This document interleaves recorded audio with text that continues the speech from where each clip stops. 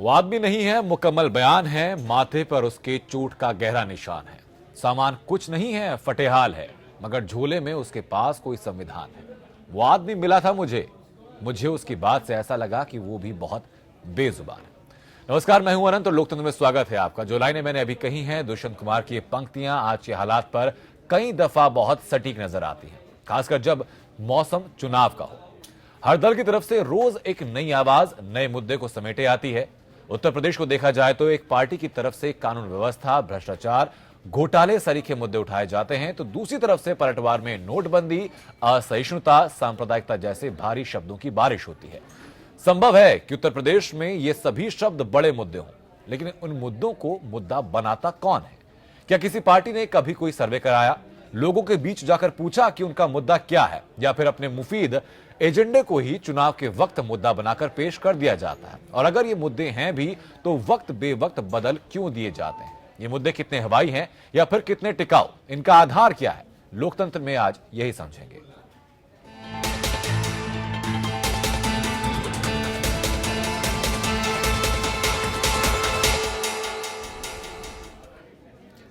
उत्तर प्रदेश के विधानसभा चुनाव में इस बार का मुद्दा क्या है? समाजवादी पार्टी और कांग्रेस गठबंधन के साथ साथ बहुजन समाज पार्टी नोटबंदी को लेकर केंद्र को लगातार हमलावर रही है। इन सभी का आरोप है कि केंद्र के नोटबंदी के फैसले ने छोटे शहरों में लोगों की कमर तोड़ दी। इन पार्टियों की कोशिश है कि नोटबंदी के दौरान हुई मुश्किलों को चुनाव में भुनाया जा सके। उधर बीजेपी इस मुद्दे से बच रही है और वो सारा जोर भ्रष्टाचार और कानून व्यवस्था की स्थिति पर लगा रही है।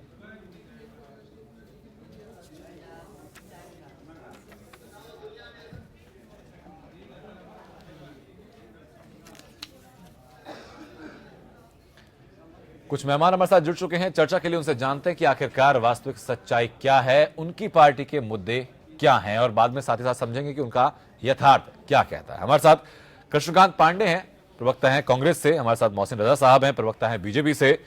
रालोद से हमारे साथ अनिल दुबे हैं, वरिष्ठ पत्रकार सुरेश बहादुर साहब, और जगदेव सिंह यादव सपा से। बहुत बहुत स्वागत आप सभी लोगों का।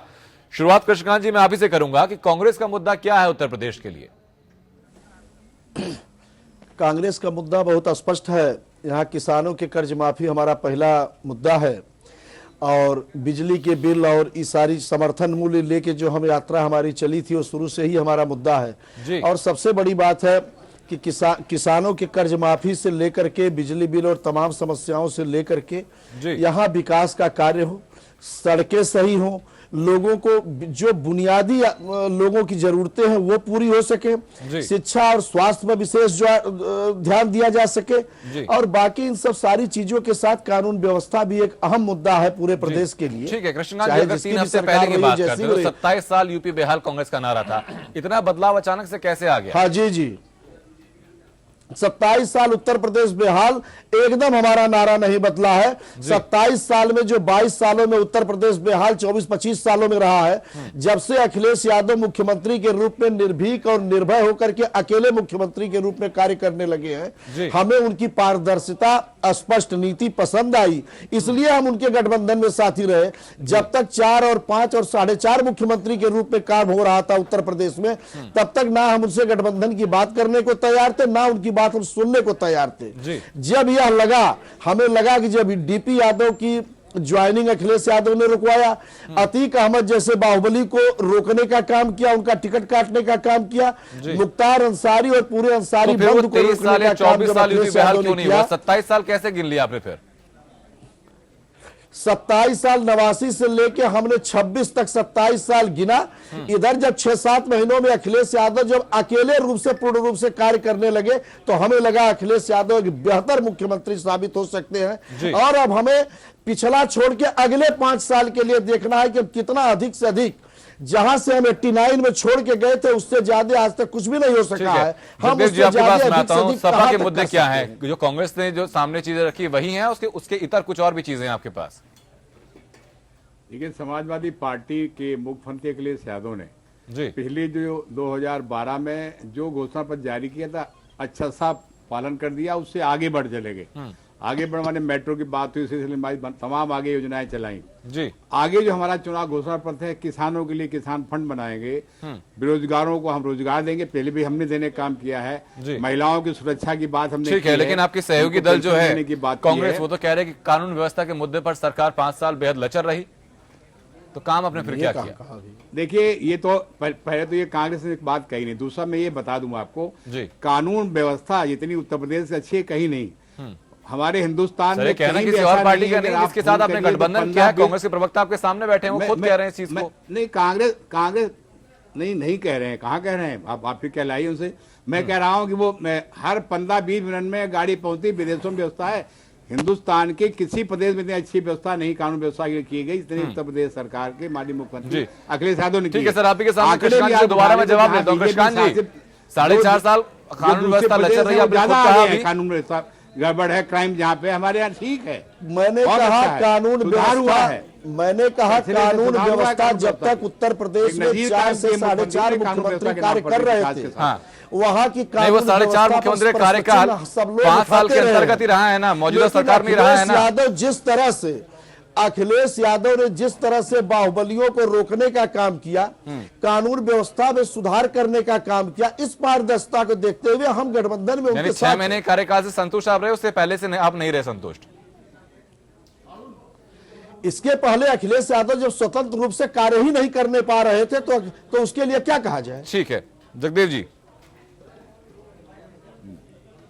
देखिए, अखिलेश यादव ने वो करके दिखाया है जो आज तक उत्तर प्रदेश में किसी ने हुआ ही नहीं। अब पहले मैं कह चुका हूँ कि उत्तर प्रदेश बहुत बड़ा प्रदेश है, 22 करोड़ आबादी प्रदेश है, और कभी लोग गुजरात एक मॉडल की बात करते हैं, अब उत्तर प्रदेश के मॉडल की बात करते हैं। कोई ऐसा क्षेत्र बचा नहीं जहाँ काम नहीं किया, उद्योगों के लिए भी किया, व्यापारियों के लिए, किसानों के लिए, मजदूरों के लिए, सारी चीज गिनाने बैठेंगे तो बहुत समय लग जाएगा। और आगे हमारा जो विजन है, जो मुख्यमंत्री रखा है कि हम स्मार्टफोन देंगे, आजकल नया जमाना आ गया है, नए जमाने के याद है, पिछली बार अब लगातार करें 4-5 मुख्यमंत्री उन्होंने पूरा दिखाया, ही इज ए बोल्ड और ईमानदार मुख्यमंत्री साबित हुए, he is honest and bold मुख्यमंत्री के हिसाब से पूरा आया है। और ठीक है जगदेव जी, आपकी बात मैं मानता हूं, हालांकि कानून व्यवस्था की आपने बात कही, आप एक साथी उसको खुद ही नकार रहे हैं। मोहसिन रजा साहब, बीजेपी के पास मैं आऊंगा, आपका मुद्दा क्या रहेगा?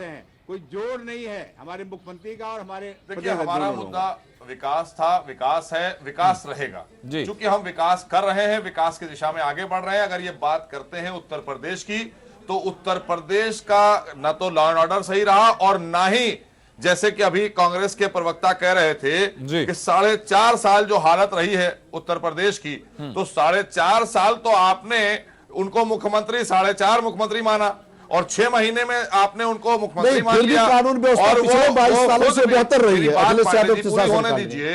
और वो खुद कह रहे हैं कि मैं लर्निंग मुख्यमंत्री था, मुझे अब परमानेंट लाइसेंस चाहिए। तो लर्निंग वाले ने कितने एक्सीडेंट किए हैं उसके ऊपर भी गौर कर लीजिए जी। हर तरफ उन्होंने गाड़ी ठोकी है, हर तरफ उन्होंने, चाहे मुजफ्फरनगर हो। अनिल दुबे जी, आपके पास में आऊंगा। हालांकि प्रदर्शन पिछले चुनाव में बहुत बेहतर नहीं था रालोद का, इस बार आप दमखम लगा रहे हैं, किन किन मुद्दों को लेकर सामने आ रहे हैं? पहले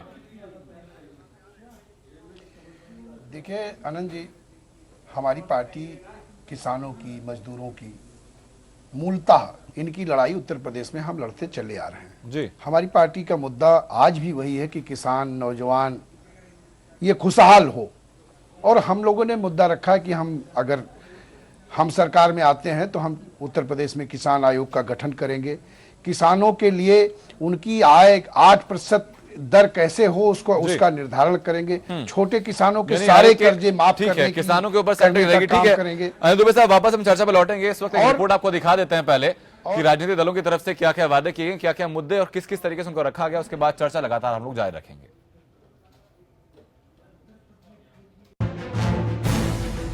उत्तर प्रदेश में सत्ता पर काबिज होने के लिए प्रमुख पार्टियों ने कमर कस ली है।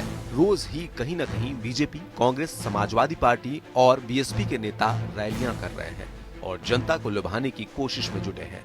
ये सभी पार्टियां विरोधी पार्टियों की नीतियों को लेकर माहौल बनाने की कोशिश कर रही है। समाजवादी पार्टी कांग्रेस गठबंधन चुनाव प्रचार के दौरान नोटबंदी को मुद्दा बनाकर मोदी सरकार पर हमला करने से नहीं चूक रहा है। बताओ, दुनिया में ऐसा कहीं नहीं होता है कि कोई भी एक रात तय कर ले कि आज से 500-1000 रुपए नहीं चलेंगे। सोचो क्या गुजरा होगा। जाने कितने लोगों की जान चली गई।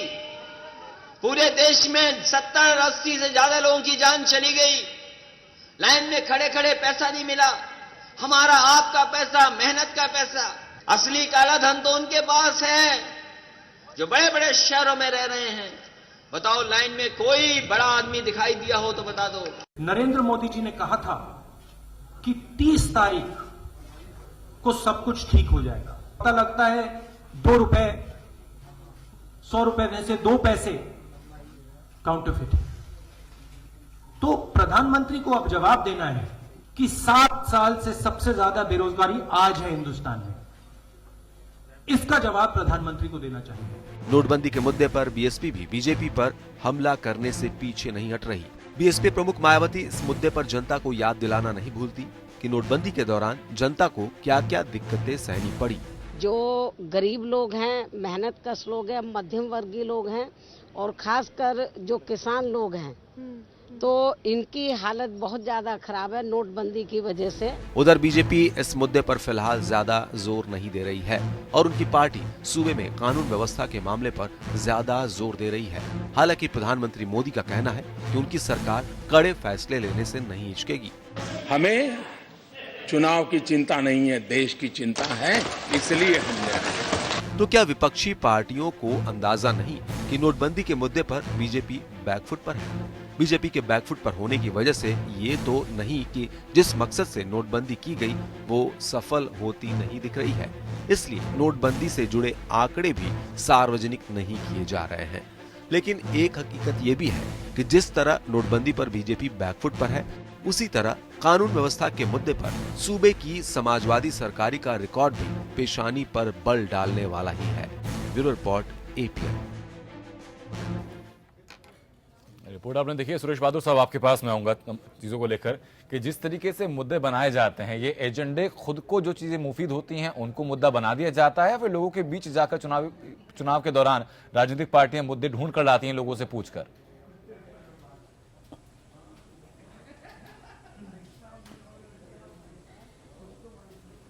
सुरेश, आप तक आवाज पहुंच रही है मेरी? जी जी जी जी रणजीत सर, सवाल मेरा यही है कि जो भी जहां मुद्दे तक चुने जाते हैं, ये मुद्दे खुद के जो मुफीद एजेंडे होते हैं उनको मुद्दा बना दिया जाता है पॉलिटिकल पार्टीज के द्वारा, या फिर एक सर्वे कराया जाता है आम जनता के बीच में जाकर कि भाई क्या क्या परेशानी है, हम आपकी तरफ से क्या मुद्दे उठाएं वहां जाकर? देखिए अनंत जी, जहां तक राजनीतिक दलों की बात है, इनकी विचारधारा या इनकी कार्यपद्धति में अंतर भले होता है, लेकिन जहां तक मुद्दों की बात है, कमोबेश बेरोजगार नौजवान, नवयुवा, किसान, अल्टीमेटली विकास सभी राजनीतिक दलों का मुद्दा होता है जी। शुरुआत चुनाव की हो जाती है, अपने अपने घोषणा पत्र में सारे किसानों की समस्याओं का निराकरण करने की बात की जाती है और नवयुवकों के, बेरोजगारों की, और फिर उसके बाद विकास की चर्चा की जाने लगती है और फिर यह दावा किया जाने लगता है कि हमारी सरकारों ने बहुत विकास किया और दूसरी सरकारों पर आरोप लगाया जाता है। पैटर्न है इस चीज का। ये फिक्स पैटर्न है। चुनाव प्रक्रिया शुरू होने के पहले की बात है जी। अभी आपने जैसे अभी कहा ना, कुछ दिन पहले कांग्रेस कहती थी कि 27 साल यूपी बेहाल जी। अब वो कह रहे हैं 27 साल यूपी बहाल। ठीक है, नारे बदल गए। लेकिन गठबंधन किस लिए हुआ कि अल्पसंख्यक वोटों का बंटवारा ना हो सके जी। दोनों दलों का गठबंधन सिर्फ इसलिए हुआ कि अल्पसंख्यक वोटों का बंटवारा ना हो सके और एकजुट होकर के गठबंधन के पक्ष में वोट दें जी। भारतीय जनता पार्टी बार बार ये कहने का प्रयास करे कि हमारा मुकाबला बहुजन समाज पार्टी से है। वो सिर्फ ये संदेश देना चाहते हैं कि अल्पसंख्यक मत जो है बसपा की तरफ चले जाए, जिसमें इनमें बंटवारा हो जाए तो गठबंधन और बसपा का दोनों नुकसान हो जाए, जिसका फायदा हमारे मोहसिन उठा लें जी। हाँ, लोकदल की जहां तक बात है, लोकदल के निरंतर रहा गन्ना किसानों के लिए संघर्ष करते रहे और आज भी इनकी जो बातें हुई किसान कमोबेश मैंने कहा कि सभी के राजनीतिक दल ने अपने घोषणा पत्र में इन्हीं मुद्दों को शामिल किया है। लेकिन मैं बार बार आनंद जी आपसे कहता हूं, जब चुनावी समीकरण पास आते हैं तो चुनाव समीकरण उसी तरफ इंगित हो जाता है जहां जाति, धर्म और राज्य की बात, जाति की बात होती है और अल्टीमेटली चुनाव इन्हीं मुद्दों पर लड़ा जाता है। ये साइलेंट मुद्दे होते हैं, कोई राजनीतिक दल की घोषणा नहीं करता, कोई बात नहीं करता, लेकिन हाँ साइलेंटली जातीय समीकरण से टिकट बांटे जाते हैं, धार्मिक समीकरण से टिकट, कुल मिलाकर के जाति और धर्म का बड़ा प्रभाव रहता है चुनाव पर और आज से नहीं हो रहा है। उत्तर प्रदेश में 1989 से परंपरा चली आ रही है और आज भी कायम है जी। ठीक बात है। मोहसिन साहब, आपके पास मैं आऊंगा कि अगर विकास आपका मुद्दा है, किसानों की समस्याओं भी आपके मुद्दे हैं, आपके सामने मुद्दा भ्रष्टाचार को लेकर भी आप खत्म करेंगे, तो राम मंदिर किसका मुद्दा है? आप लोग फिर वही प्रश्न पूछ लेते हैं। अब आप प्रश्न पूछ रहे हैं अनंत, अगर आपने प्रश्न पूछा है तो मुझे जवाब देना है। बिल्कुल दीजिए। क्योंकि देश के लोगों की भावनाओं और आस्था से जुड़ा मुद्दा है वो अदालत में है, लेकिन वो मुद्दा इसलिए आस्था से जुड़ा मुद्दा है, उससे वो हटेंगे नहीं, ना हम हटे, ना हट रहे हैं, ना हटेंगे। लेकिन आप उसको विकास के मुद्दे को पीछे क्यों करते हैं? उसके बाद हम विकास के मुद्दा मैं पीछे नहीं करना चाह रहा हूं मसूद साहब, मैं सिर्फ आप ही की लाइन को दोहराऊंगा जो आप लोगों ने लिखा है कि संवैधानिक तरीके से बनाएंगे राम मंदिर। संवैधानिक तरीके से अगर बनना है तो कोर्ट का फैसला आएगा, तो उसमें पार्टी विशेष क्या करेगी? नहीं, हमने जो जनता ने हमारे साथ जिस तरह से आस्था के तहत हम चले थे, उसको लेकर अभी जैसा बात करी हमारे पत्रकार दोस्त ने कि आप यहाँ पर जो धार्मिक और जो जातिकरण की बात हो रही है, उसको मैं अनंत 1 मिनट में मैं बताना चाहता हूँ। 89 उन्होंने बहुत सही आपको ईयर बता दिया, क्योंकि 89 के बाद सन 90 में और 92 में एक पार्टी का गठन हुआ जिसका नाम है समाजवादी पार्टी। और उसकी बुनियाद किस बात पर रखी गई? उसकी बुनियाद इस बात पर रखी गई कि परिंदा पर नहीं मार पाएगा। हमने बार बार कहा कि हमारे कार सेवकों पर जब वहां पर जिस तरह से उत्पीड़न और जिस तरह से गोली चलाई गई, संविधान और इतिहास से सब वाकिफ है मोहसिन रजा साहब, जो भी घटनाक्रम हुआ उस बात से सब वाकिफ है, पूरा देश इस बारे में जानता है। सिर्फ मैं इस बात का जवाब आपसे चाहता हूं कि अगर मामला कोर्ट में विचाराधीन है, कोर्ट न्यायपालिका इसका फैसला करेगी, तो आपके मैनिफेस्टो में आपकी स्कीम में शब्द क्या करता है कि संवैधानिक तरीके से बनाएंगे राम मंदिर? संवैधानिक तरीके से तो कोर्ट बनवाएगा, न्यायपालिका फैसला देगी, आप लोग क्या करेंगे उसमें? अरे क्यों नहीं बनाएंगे भाई? जब हमको कोर्ट से मिलेगा, हमारे पक्ष में निर्णय आएगा तो हम बनाएंगे। हमारा ये मुद्दा है, तो जनता को भी तो पता होना चाहिए कि आपकी आस्था का मुद्दा है, वो कहीं हम उसको पीछे नहीं छोड़ रहे हैं। लेकिन विकास पूरे देश के लिए, हम विकास की बात करते हैं, सबका साथ सबका विकास की जो बात है उस पर आइए। हम किसानों को नहीं कहा जाता कि संवैधानिक तरीके से सुलझाया जाएगा ये मुद्दा, आते हैं मुद्दे को सुलझाने की बात क्यों नहीं करते? कि कहा जाता है कि राम मंदिर न्यायालय, जब एक चीज एक न्यायालय संगत मामला है और न्यायालय में है, दोनों पक्ष न्यायालय में है, तो न्यायालय में है हम, तो फिर आप कैसे भाप रहे हैं कि फैसला आएगा तो फैसला किसके पक्ष में आएगा? आप कैसे भाप रहे हैं इसको? क्योंकि निचली अदालतों से जो फैसला गया है होकर, उसमें कुछ ऐसी चीजें हैं कि जिससे उम्मीद है कि वहां पर ऐसी चीज है। उम्मीद के सहारे अपने वोट बैंक को सहेजने के लिए आप ये मुद्दा रख देते हैं। अपने वोट बैंक नहीं, देखिए वोट बैंक की राजनीति करती है कांग्रेस। मुसलमानों को 16वीं बार भगवान राम हिंदुओं के आस्था के प्रतीक हिंदुस्तान में बेचे गए हैं। 16वीं बार इन लोगों ने बेचा है। वापस मैं लौटूंगा आपके पास। हम वोट बैंक नहीं बनाना चाहते, हम सबका साथ सबका विकास करते हैं, सबको मुख्य धारा में जोड़ने की बात करते हैं। ठीक है, 45 दिन में सभी अपराधियों को जेल में रखने की आपने बात की है, क्या ब्लूप्रिंट है आपके पास प्लान का? नहीं, बिल्कुल करेंगे और बिल्कुल करेंगे। कैसे? अब आप आ जाइए। कैसे? नहीं, ऐसे करेंगे। एक तरफ आप कहते हैं, एक तरफ आप कहते हैं कि पुलिस में भर्ती की जाएगी, पुलिस फोर्स अगर कम है तो 45 दिन के अंदर अंदर सरकार बनने के बाद आप कैसे कर देंगे? भर्ती करेंगे कि अपराधियों को अंदर डालेंगे? हम वापस भेज ही देंगे जो लोग जो यहाँ पर पैरोल पर घूम रहे हैं और जिनको इस सरकार ने संरक्षण दे रखा है। इस सरकार में संरक्षित जो अपराधी बिना अदालत में केस डाले पैरोल किया है और रद्द कराकर अंदर डाल देंगे। माहौल बिल्कुल क्यों नहीं डालेंगे? वो कैसे पैरोल पे बाहर आए? इतने खतरनाक अपराधी पैरोल पे 45,000-40,000 अपराधी हैं। और पूर्वांचल के सबसे खतरनाक अपराधी को ये टिकट देते हैं जिसे जेल से सुरक्षा तुरंत दी जाती दे रहे हैं समाजवादी पार्टी का। ठीक है, अपराधियों की संख्या इनके यहाँ बहुत ज्यादा हुई है। अपराधियों को इनसे पूछिए, ज्यादा बेहतर बताएंगे। ठीक है सर, मैं उनसे भी पूछता हूँ सवाल, मेरे आपसे भी कुछ और रहेंगे आप ही के मुद्दों के ऊपर। कृष्णकांत जी आपके पास मैं आता हूं। कांग्रेस कहते हैं किसानों को कर्ज माफी कर दी जाएगी। उत्तर प्रदेश की आर्थिक हालत क्या है, कितना उत्तर प्रदेश के पास फंड है, इस बात से वाकिफ है कांग्रेस? उत्तर प्रदेश का फंड जो तमाम जगहों पे 27 सालों में 25 सालों में जो इधर उधर गया, 27 साल में क्या हुआ कृष्णकांत जी छोड़ दीजिए। इस इलेक्शन के बाद आपने कहा है कि अगर सरकार आती है तो किसानों की कर्ज माफी होगी, कैसे करेंगे? फंड क्या उत्तर प्रदेश के पास है? अगर है तो आंकड़ा मुझे दे दीजिए। सरकार चलाने में कहीं फंड की कमी नहीं आती। और सरकार, और जहां तक किसानों का सवाल है, हम एक ऐसी पार्टी का यहां प्रतिनिधित्व कर रहे हैं जिसने 72,000 इस बात को ध्यान रखिएगा, आपने कहा कि सरकार चलाने में फंड की कमी कहीं नहीं आती। माफ किया था भाई फंड की कमी इसलिए नहीं आएगी कि वो फंड अगर जायज जगह पे खर्च किया जाएगा तो कहीं भी फंड की कमी सरकार चलाने में नहीं आएगी जी। और दूसरी चीज, एक चीज और बता दूं अपने बड़े भाई की बात जी। 16वीं बार भगवान राम बेचे जा रहे हैं। भारतीय जनता पार्टी से मेरा सवाल है कि हिंदुओं की आस्था के साथ ये क्यों खिलवाड़ कर रहे हैं, क्यों भगवान राम को? नहीं सर, वो सवाल आप रैली में कीजिएगा। बहरहाल जगदेव जी आपके पास मैं आता हूं, आप ही के गठबंधन के साथ ये कह रहे हैं कि सरकार चलाने में कभी फंड की कमी नहीं आती। किसानों के बारे में मौजूदा सरकार से पूछा जाता है तो कहता है केंद्र की तरफ से पैसा नहीं आया। देखिए, मुख्यमंत्री ने नए घोषणा पत्र में जारी किया, उसमें कहा मैं किसान फंड बनाऊंगा स्पेशल, और किसानों के लिए उस फंड से जहां कहीं भी आवश्यकता होगी उसको दिए हमारे घोषणा पत्र में। आगे क्या करेंगे और इस बात की चर्चा नहीं, आपने जो भी किया, मैं कह रहा हूं, जो सूखा पड़ा था, किसानों ने आत्महत्या की, कितने रुपए के चेक आप लोगों ने बांटे, आपको खुद पता है, बताने की जरूरत नहीं, दोहराने की जरूरत नहीं है। दुहाई आपने दी कि केंद्र से पैसा नहीं आया। जब ओलावृष्टि हुई थी 700 करोड़ बांटा गया उत्तर सरकार ने, केंद्र सरकार ने एक पैसा किसानों को नहीं दिया। किसानों की सिंचाई माफ की गई और दवाई माफ की गई, और किसानों के लिए इस बार 75% बजट ग्रामीण क्षेत्र में था। इतना काम आपने किया, उसके बावजूद किसान आत्महत्या कर रहा था कर्जे के चलते। कहाँ कहीं कोई आत्महत्या नहीं कर रहा है, कहाँ आत्महत्या कर रहा है? आत्महत्या तो कर रहा है, आप महाराष्ट्र में कर रहा है, मध्य प्रदेश में कर रहा है, बाकी जगह आत्महत्या। सुरेश बहादुर जी हमारे साथ हैं सर, आप सुरेश जी साथ में हमारे हैं, उन्हीं से हम पूछ लेते हैं, निष्पक्ष रूप से वो जवाब दे पाएंगे।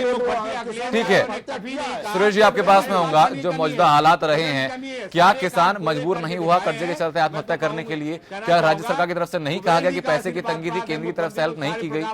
पूरे हो रहे हैं हिंदुस्तान में 46% ठीक है कृष्णा जी, वापस मैं लौटूंगा आपके पास, सारे काम पूरे करके दिखाया। ठीक है सर, वापस मैं लौटूंगा। सुरेश जी।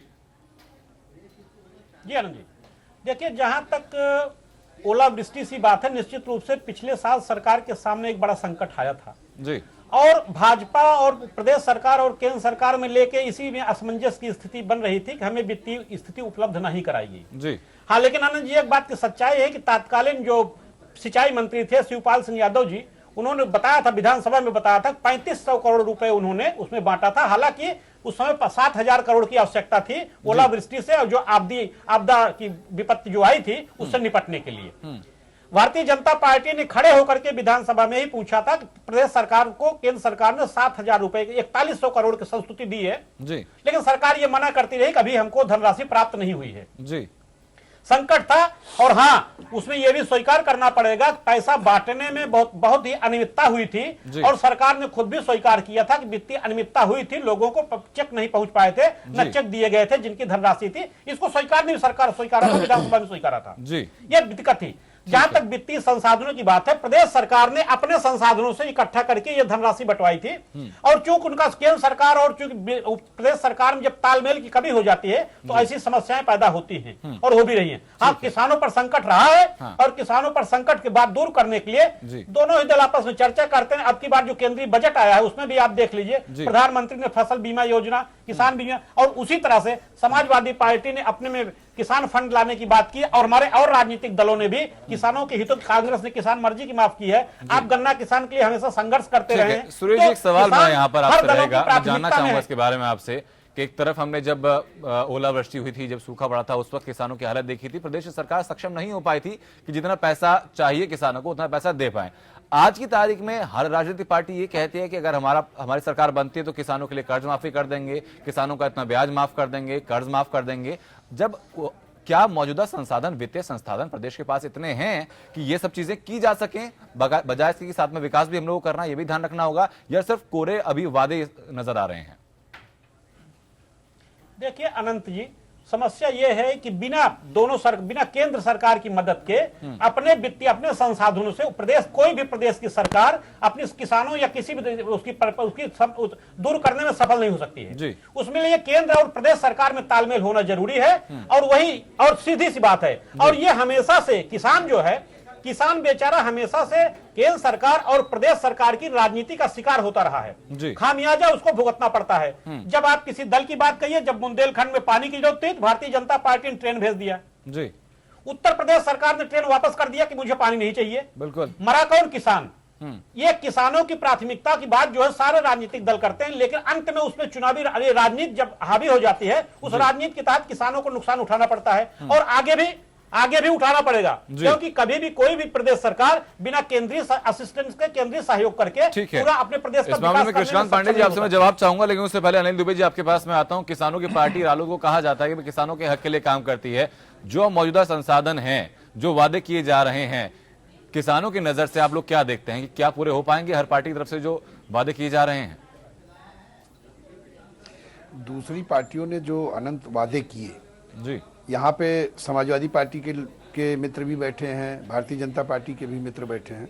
दोनों के घोषणा पत्र 2012 में समाजवादी पार्टी का घोषणा पत्र उठा करके देखिए और 2014 में इनका लोकसभा का घोषणा पत्र उठा के देखिए।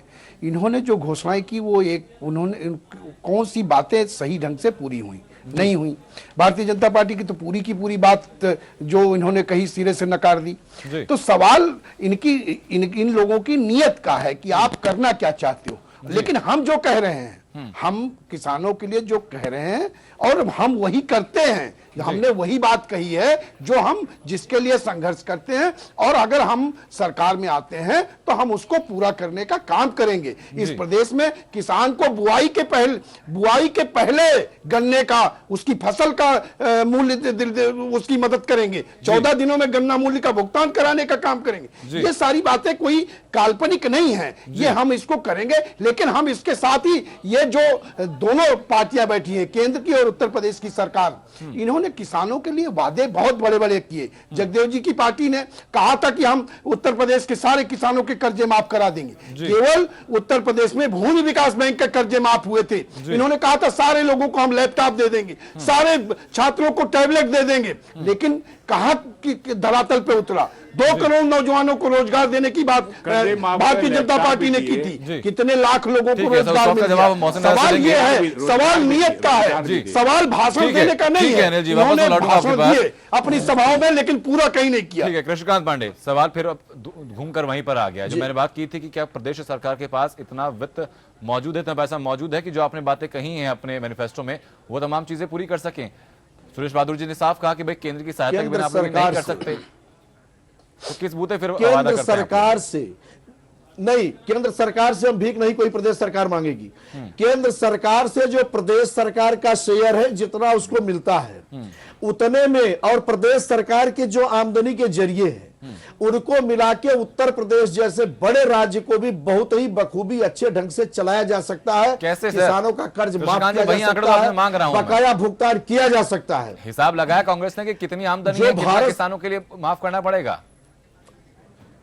नहीं, जितना नहीं, हमने तो हिंदुस्तान का कर्ज माफ करके दिखाया है, लेकिन केंद्र सरकार से जो उत्तर प्रदेश का शेयर है, उसमें हर राज्य का शेयर होता है, वह शेयर आएगा और उस शेयर के बाद जो उत्तर प्रदेश राज्य को भिक्षा थोड़ी दे रहे हैं। उत्तर प्रदेश का जो हिस्सा है वो उसको मिलना चाहिए। दे रहे, भीख दे रहे हैं, भिक्षा नहीं है, लेकिन उसमें भी आप अभी सुरेश बहादुर जी ने जिन बातों को कहा सही थी कि केंद्र सरकार और प्रदेश सरकार के जब कहीं न कहीं तालमेल नहीं होता, दिक्कत आती है। लेकिन केंद्र सरकार प्रदेश सरकार को भीख नहीं देती है। केंद्र सरकार साहब आपके पास में आऊंगा, हिस्सा देती है। मौजूदा सपा सरकार की शिकायत यही रही है कि केंद्र की तरफ से जो पैसा मिलना चाहिए था वो राज्य सरकार को नहीं मिला है। ऐसी किसानों के प्रति आखिरकार परिस्थितियां क्यों आ पाती हैं? क्या राज्य सरकार पर विश्वास नहीं होता केंद्र को? ये तालमेल गड़बड़ी क्यों रहती है?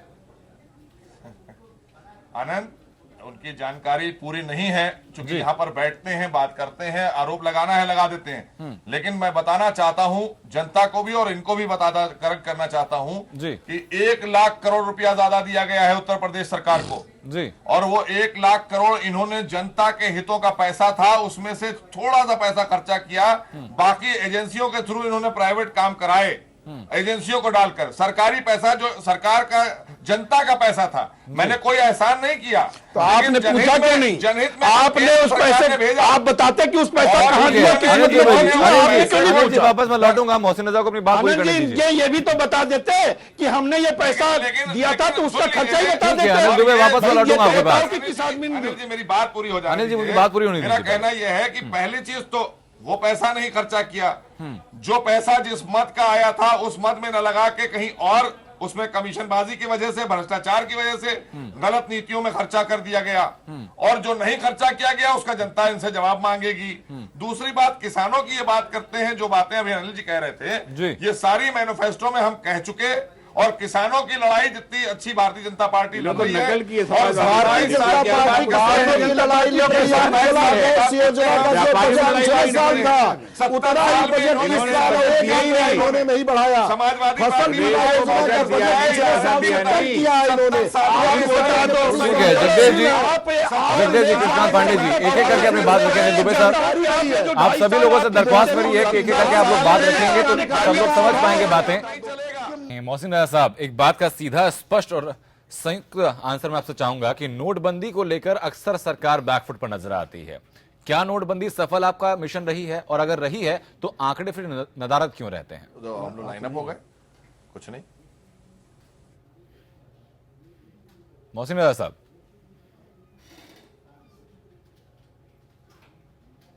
चलिए वापस मैं लौटूंगा सर आपके पास। बता दें कि लगातार हर पार्टी इस बात को लेकर कोशिश करती है कि एक नया एजेंडा सामने सेट किया जाए। कृष्णकांत पांडे जी, आपके पास मैं आता हूं चीजों को लेकर कि नोटबंदी को लेकर केंद्र सरकार ये कहती है कि लगातार इस चीज को लेकर फायदा हुआ है। कांग्रेस का स्टैंड क्या है? क्यों कांग्रेस मानती है कि नोटबंदी एक बेहतर चीजें नहीं रही?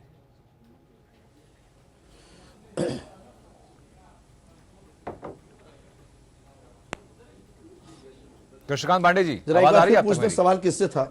हाँ जी नहीं, अब आई जरा पूछ दे एक बार फिर। सवाल सर आपसे यही था कि नोटबंदी को लेकर केंद्र सरकार कहती है कि बहुत बेहतर कदम रहा है, इकोनॉमी बूस्ट हुई है, अच्छी चीजें आई हैं, कांग्रेस क्यों चीजें सेटिस्फाई नहीं होती? केंद्र सरकार नोटबंदी को लेकर के केंद्र सरकार स्वयं बैकफुट पर है। इतना बड़ा चुनाव 5 राज्यों में हो रहा है, लेकिन केंद्र सरकार नोटबंदी पे बहुत ज्यादा बोलने की स्थिति में नहीं है। केवल इतना पूछना चाहते हैं कि 14.55 लाख करोड़ रुपया 1000 और 500 के नोट का था, उतना वापस आ गया। काला धन गया कहां पे, या काला धन कितना आया, ये क्लियर अभी तक हो नहीं पाया।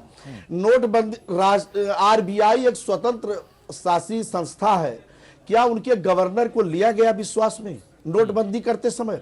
तीसरा सबसे बड़ा सवाल कि नोटबंदी में जितनी मृत्यु हुई, क्या उसकी जिम्मा केंद्र सरकार लेगी जी? और जितने लोग, जो गरीब गांव के सारे लोग जो खड़े हो गए जाड़े के सीजन में, हर तरह से जो लोग लाइन में खड़े, पूरा हिंदुस्तान लाइन में हो गया जी। क्या यही पूरा हिंदुस्तान ही चोर था? ठीक है सर, सच तो ये था। ठीक है सर, कुछ और सवाल लेते हैं उसके बाद। जो उद्योगपतियों का पैसा खत्म हो जाने के नाते जब बैंक सपा के भी कोई अलग सवाल है नोटबंदी को लेकर, कांग्रेस के साथ ही है सपा? देखिए, अभी जो बताया करीब 15 लाख करोड़ रुपया इकट्ठा हुआ, लेकिन आम जनता को क्या मिला? जनता से इकट्ठा कर लिया जी। दूसरा, जो मोदी की विश्वसनीयता थी नोटबंदी के बाद खत्म हो गई है, और लोगों ने कहना शुरू कर दिया इनकी जो है ये कितने सही हैं और कितने सक्षम कितने अक्षम, इस पे सवाल पैदा हो गया है। और मोदी पूरी तरह से एक्सपोज हो गए हैं कि नोटबंदी लागू करके ये बात अलग की बात है। देश में सबसे बड़ा बर्बाद ये बात अलग है सर, देश के ऊपर असर क्या पड़ा? पार्टी का स्टैंड है, पार्टी का। देखिए, ये देश का असर पड़ा। हमारा सबसे ज्यादा किसान मारा गया, वो बुआई का टाइम था, वो वहां बुआई के अलावा जो है शादी ब्याह का टाइम था, और वो औरतें हमारी बचा गई थी, जब उनके घर में डकैती पड़ती तब भी कुछ बजाता है। मोदी ने तो सारे देश में ऐसी डकैती डाली कि सारा पैसा सरकारी खजाने में आ गया, लेकिन गरीब लोगों को क्या मिला? सारा उद्योग व्यापार तबाह हो गया। गरीब लोगों को क्या मिला? इस नोटबंदी से जो आप कह रहे थे मगरमच्छ पकड़े जाए, मगरमच्छ नहीं पकड़े, सारी मछलियां मार दी।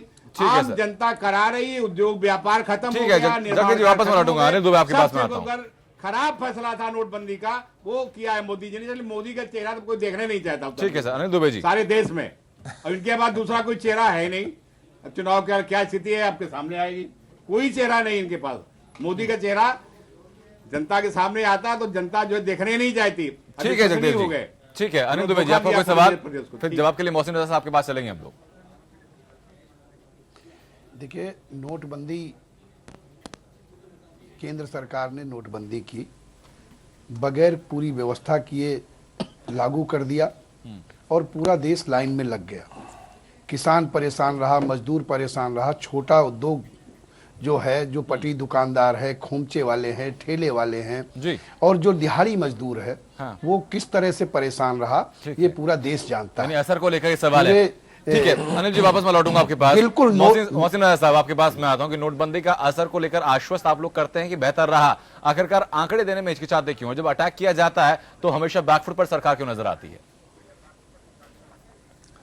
कोई बैकफुट पे नहीं है जी। आपके सारे पत्रकारों ने, सारे टीवी चैनल के रिपोर्टर्स ने जनता के बीच में जाकर 2 महीने ये बहुत तलाशने की कोशिश की कि क्या ये फैसला, आप इस फैसले से सहमत नहीं हैं, ये फैसला देश हित में नहीं है, लेकिन जनता के जवाब सब आपके पास रिकॉर्ड हैं। अब ये अपने आप में देखिए, हमेशा अच्छे लोगों ने इसको सराहा है और जो लोग परेशान थे, जिन्होंने करप्शन किया था, भ्रष्टाचार किया था, वही चीखते रहे और आज भी वही चीख रहे हैं जी। ये कोई ईमानदार आदमी नहीं चीख रहा है जी। इस निर्णय से। जनता ईवीएम मशीन का इंतजार कर रही है, जनता इंतजार कर रही है ईवीएम मशीन का लाइन में खड़ा होकर। जयदेव जी को अपनी बात पूरी करने दीजिए। मोहसिन राजा साहब, अगर ऐसा ही है तो आंकड़ों के जरिए ये चीज पुख्ता क्यों नहीं कर दी जाती? बात पूरी हो जाने दीजिए।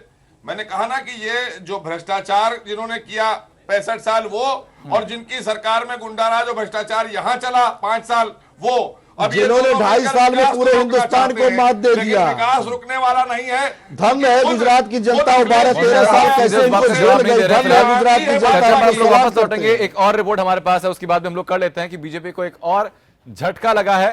शिवसेना ने गुजरात विधानसभा चुनाव में पाटीदार आरक्षण आंदोलन के नेता हार्दिक पटेल को मुख्यमंत्री पद का उम्मीदवार घोषित किया। इस बात की घोषणा खुद शिवसेना प्रमुख उद्धव ठाकरे ने की है। हार्दिक पटेल गुजरात में पाटीदार आंदोलन के जरिए राज्य की बीजेपी सरकार के लिए बड़ी मुसीबत बन चुके हैं। ऐसे में शिवसेना का यह कदम बीजेपी की मुश्किलें और बढ़ाने वाला हो सकता है।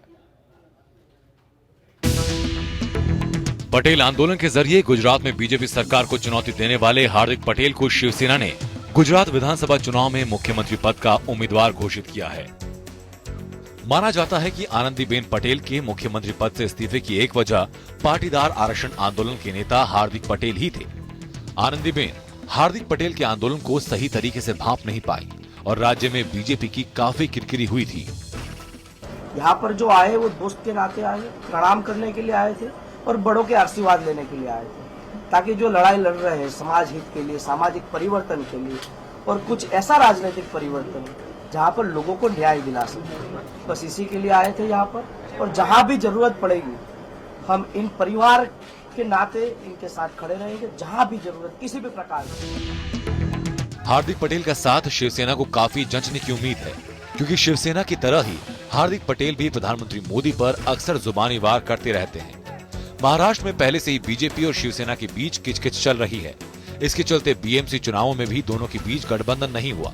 शिवसेना ऐलान कर चुकी है कि भविष्य में बीजेपी के साथ उसका कोई गठबंधन नहीं होगा। हालांकि केंद्र और महाराष्ट्र में शिवसेना अभी बीजेपी सरकार में सहयोगी पार्टी है, लेकिन अब बीजेपी और शिवसेना के बीच अदावत बढ़ चुकी है और यही कारण है कि उसने गुजरात में बीजेपी सरकार को चुनौती देने वाले हार्दिक पटेल के साथ हाथ मिलाने से गुरेज नहीं किया। बिहार के सीएम नीतीश कुमार और दिल्ली के सीएम अरविंद केजरीवाल से भी हार्दिक पटेल के अच्छे संबंध हैं। ऐसे में अब शिवसेना के साथ हार्दिक पटेल का जुड़ना एक बड़ी रणनीति का संकेत माना जा रहा है। Bureau report, APN.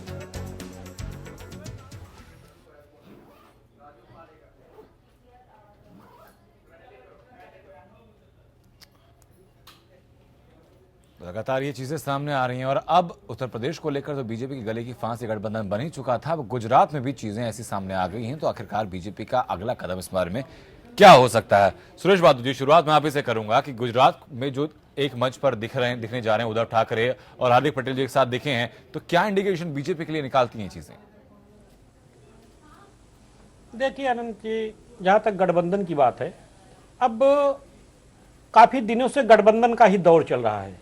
आप देखिए केंद्र सरकार में भी मोदी जी को प्रचंड बहुमत मिला, फिर भी उनका छोटे छोटे दलों से उन्होंने गठबंधन किया था, क्योंकि शायद मोदी जी भी आश्वस्त नहीं थे। 2014 में जो सफलता उनको मिली थी शायद उतनी सफलता उनको मिले। वही उत्तर प्रदेश की स्थिति हुई। उत्तर प्रदेश में भी आप देखिए, विकास के दावे करने वाले, उत्तर प्रदेश को बहुत आगे ले जाने वाली समाजवादी पार्टी को अंततः मुझे लगता है कि विश्वास नहीं हो पाया था कि अकेले दम पर सरकार बना लेंगे, इसीलिए उन्होंने कांग्रेस के साथ गठबंधन किया। यही स्थिति कमोबेश आप पिछला बिहार का चुनाव देख लीजिए, सांप्रदायिक ताकतों को हराने के लिए तीनों राजनीतिक दल इकट्ठा हो गया और उनको सफलता मिली। अब वही स्थिति गुजरात में भी दोहराई जाने वाली है। क्योंकि पिछले निश्चित रूप से 3 विधानसभा चुनाव के बाद से गुजरात में भारतीय जनता पार्टी की ही सरकार बनती आई है जी। तो कहीं न कहीं विपक्षी दलों को यह लग रहा है कि भारतीय जनता पार्टी वहां मजबूत है और उस मजबूती को चुनौती देने के लिए हमें सभी दलों को एकजुट होना पड़ेगा और उनको जो है जिससे मतों का बंटवारा हो सके जी। उसी दिशा में हार्दिक पटेल से उद्धव ठाकरे का प्रयास, उसी दिशा में उनका एक प्रयास माना जाना चाहिए। और ये गठबंधन की राजनीति का दौर चल ही रहा है, इसलिए कहीं भी जहां लोग अपने अपने दलों की बात होती है, लोग दलों को लगता है जहां उनसे हानि लाभ उनका अपना देख करके उन दलों से राजनीतिक समझौता करते हैं। ठीक है सुरेश जी, मैं वापस आपका सवाल लूंगा। इस वक्त उत्तर प्रदेश राजू पारुलेकर हमारे साथ जुड़ चुके हैं फोन लाइन के जरिए, ब्लॉगर हैं और बेहतर समझ रखते हैं राजनीति की भी, टिप्पणियां काफी इसमें करते हैं वो अपने। राजू, आपसे मैं जानना चाहूंगा कि अब जो एक मंच पर हार्दिक पटेल सामने आए हैं, उद्धव ठाकरे सामने आए हैं, क्या राजनीतिक समीकरण बन रही है अब ये? देखिए, ऐसा है कि उद्धव ने जो आज एक कदम उठाया तो उसको महाराष्ट्र में, अभी मैं बॉम्बे में ही हूँ तो मुंबई में हूँ तो अलग अलग तरीके से देखा जा रहा है, लेकिन उसका ये जो कदम है वो बहुत सही है जो वो करना चाहते हैं। क्योंकि एक पहली बात तो ये है कि हार्दिक पटेल ने कल ही कह दिया था गुजरात में कि मैं गुजरात में बीजेपी खत्म कर दूंगा जी। ये सारी बात जो है, तो सबसे कड़ा दुश्मन जो है, जो अपने मित्र होने के बावजूद दुश्मनी की तेवर रखता है, उसका सबसे कड़ी दुश्मन जो है उसको अपने खेमे में लाना एक रणनीति है। साइकोलॉजिकली वो बहुत बड़ा डैमेज करना चाहते हैं और इसकी वजह अमित शाह है। अमित शाह जी जहाँ भाजपा की सरकार है वहाँ डिफैक्टो चीफ मिनिस्टर बने बैठे हैं, वो कोई स्वतंत्रता ही नहीं देते। तो ये बात से बहुत आहत है शिवसेना, और ये हार्दिक पटेल उनका सबसे बड़ा दुश्मन माना जाता है। उसको अपने खेमे में लाने का एक सिंबॉलिक प्रयास है कि उनको दिखा दिया है कि आपके करीबी दुश्मन जो है, सबसे कड़े दुश्मन जो है वो हमारे साथ है, और हम अगर वक्त आया तो आपके साथ यही दुश्मनी कर सकते हैं। ठीक है राजू, लेकिन महाराष्ट्र में शिवसेना का समर्थन प्राप्त है, बीजेपी को केंद्र में भी समर्थन प्राप्त है, और वही अब शिवसेना गुजरात में जाकर उस व्यक्ति के साथ एक मंच पर आती है जिन्होंने कि आनंदीबेन पटेल के इस्तीफे तक की नौबत सामने ला दी थी। तो अब ऐसे में इक्वेशंस बीजेपी की और शिवसेना की क्या रह जाएगी? क्या ये मनोबल के सहारे, मतलब मानसिक तौर पर जीत हासिल करना चाहते हैं, या यथार्थ पर भी कुछ होगा? नहीं, एक तो बात यह है कि महाराष्ट्र में, राज्य में जो सत्ता है भारतीय जनता पार्टी की, वो बिना शिवसेना की चल ही नहीं सकती। पहली बात तो अगर शिवसेना के बिना अगर उन्हें चलाना है तो राष्ट्रवादी कांग्रेस का समर्थन लेना पड़ेगा, जो उन्होंने कहे हुए समीकरण और कहे हुए वादे और भ्रष्टाचार के खिलाफ जो आंदोलन किया और जिनके खिलाफ इलेक्शन लड़े उनका ये समर्थन लिया, तो उनका पूरा पतन दिखाई देगा। तो उनको शिवसेना के सिवा कोई चारा ही नहीं है। बात यहाँ है, मैं आपको बताता हूँ, इस सारी प्रश्न का जड़ कहाँ है। अमित शाह जी जो है उन्होंने अपने पार्टी के लोग भी और एनडीए के लोग भी उनको इतना ह्यूमिलिएट किया और उनको इंक्लूसिव पॉलिटिक्स करना आता नहीं है, तो उनको आहत करके उनको चोट पहुंचाई। तो जो मित्र थे वो भी दुश्मन जैसे व्यवहार करने लगे, और इसका भी एक उदाहरण है, और बाकी भी उदाहरण आपके सामने आपने तो गिन लिए। ठीक है राजू, एक और टिप्पणी मैं चाहूंगा आपसे। ये जो परिस्थितियां हैं सिर्फ गुजरात या मुंबई में शिवसेना के साथ ही चीजें सामने आ रही हैं, जो बाकी सहयोगी दल हैं वहां पर भी ये असहयोग का या आपसी जो एक चीजें उबल रही हैं अंदर से, वहां पर भी चीजें देखने के लिए मिल सकती हैं बीजेपी के लिए? हाँ, बिल्कुल। मैं आपको एक बताऊं कि बीजेपी के अंदर ही उबाल इतना जबरदस्त है कि अब ये 5 राज्यों के इलेक्शन के बाद आपको पता चल जाएगा। और हार्दिक पटेल ने कहा वो आप ऐसे ही वो मत लीजिए कि किधर की धमकी है करके, क्योंकि बहुत बड़े बड़े शहर आ गए और चले गए, देश जनता बहुत बड़ी है, और ये हार्दिक पटेल कल जाके आज आरक्षण के लिए लड़ रहा है, कल गुजरात के लिए लड़ सकता है और जीत भी सकता है। ये बात आप मत समझिए कि नहीं जीतेगा। अब ये जितना दबाएंगे ना, देखिए आप बहुत जितना दबाते उतना उछाल लगता है वो। तो आप जितना जनता को, लोगों को, विपक्ष को और सरकारी अधिकारियों को जितना दबाओगे उतने उछालेंगे। तो अब एक पॉइंट आएगा जब बीजेपी का पतन, वो पॉइंट आ चुका है, एक सैचुरेशन पॉइंट यहाँ पर आ गया है बीजेपी के लिए। आ गया नहीं, इनकी जादू फेड हो गई है। और अभी मुझे नहीं लगता कि महाराष्ट्र में बीजेपी बहुत बड़ा, अभी 2 ग्रेजुएट जो चुनाव क्षेत्र थे उसमें बीजेपी हार गई, जहाँ जो बीजेपी का गढ़ माना जाता था पढ़े लिखे लोग, दोनों जगह हार गई है अभी। बिल्कुल ठीक है, बहुत बहुत शुक्रिया राजू आपका हम तक जुड़ने के लिए, बेहतर इस मामले में इनसाइट देने के लिए बहुत बहुत शुक्रिया। बाकी सभी लोगों का, कृष्णकांत पांडे जी, मोहसिन रजा साहब, अनिल दुबे, सुरेश बहादुर, जगदेव सिंह यादव जी इस चर्चा में शामिल होने के लिए, चर्चा को बेहतर और कारगर बनाने के लिए। फिलहाल लोकतंत्र में सिर्फ